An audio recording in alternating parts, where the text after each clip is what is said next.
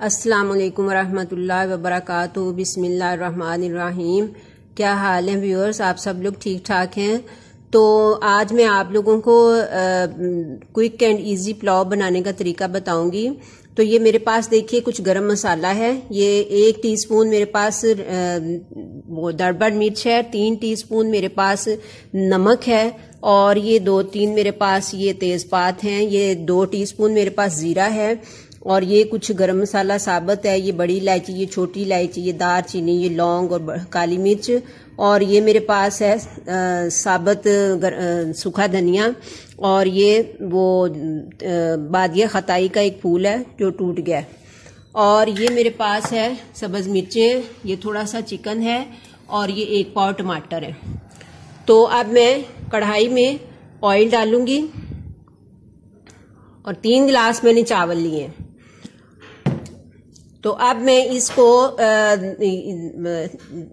Oil को गरम कर, ये देखिए ये मेरा ऑयल गरम हो गया है। अब मैं इसके अंदर ये जो मसाले थे जो मैंने आपको दिखाए, ये सारे मसाले मैं इसके अंदर डाल दूंगी।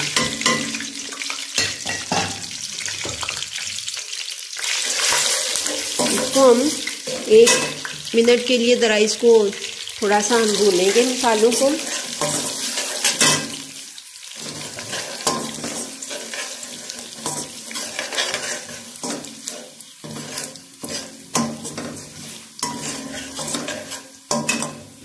अब मैं इसके अंदर सब्ज़ मिर्च डाल दूंगी।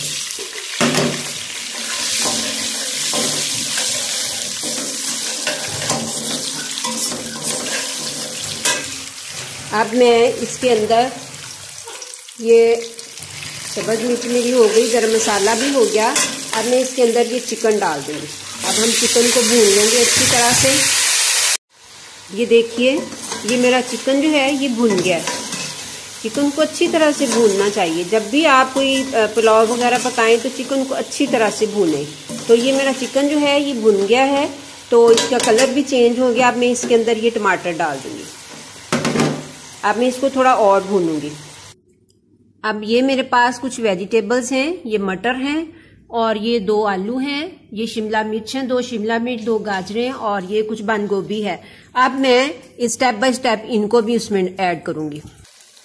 ये देखिए ये टमाटर भी गल गए हैं।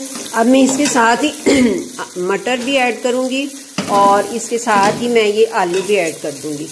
अब इनको हम भून लेंगे अच्छी तरह से।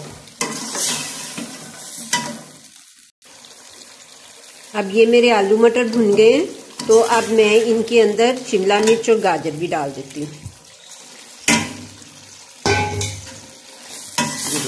अब थोड़ा सा इनको भूनेंगे, फिर इसके अंदर हम पानी ऐड कर देंगे। तो व्यूअर्स कुछ वेजिटेबल्स जो हैं वो जल्दी गलने वाली होती हैं और कुछ देर से गलने वाली होती हैं। जिन्होंने देर से गलना आता है उनको पहले डाल देते हैं, और थोड़ी देर बाद फिर वो जल्दी गलने वाली को डाल देते हैं, तो फिर वेजिटेबल्स जो है ना वो सही रह जाती हैं। अगर सबको इकट्ठा ही डाल दें तो कुछ वो घुल जाती हैं, बिल्कुल ही घुल जाती हैं, तो कुछ फिर वो खड़ी रह जाती हैं।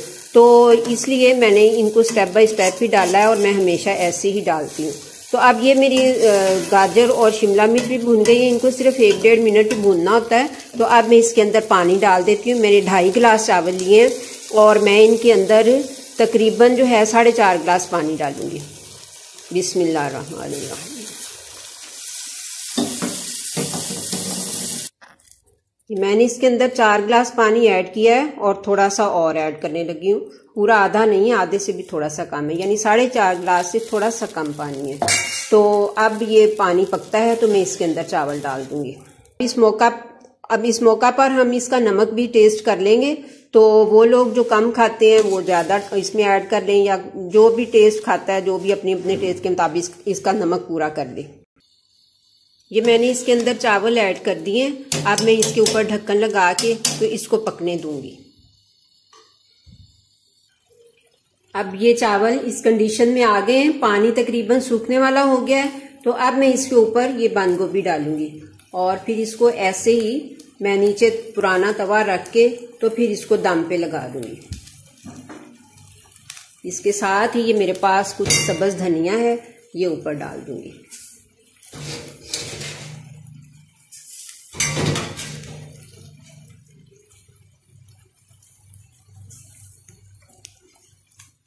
अब मैं इसका फ्लेम जो है उसको लो कर देती हूँ और ऊपर ढक्कन लगा के तो फिर हम इसको पुराने तवे को चूल्हे के ऊपर रख के तो दम पे लगाते हैं।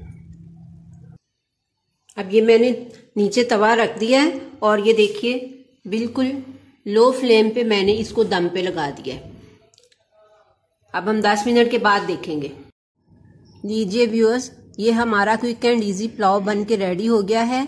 तो ये बहुत ही टेस्टी बना है, तो आपको ज़रूर पसंद आएगा। तो मैं नेक्स्ट वीडियो तक के लिए आपसे इजाज़त चाहती हूँ। अल्लाह हाफिज़।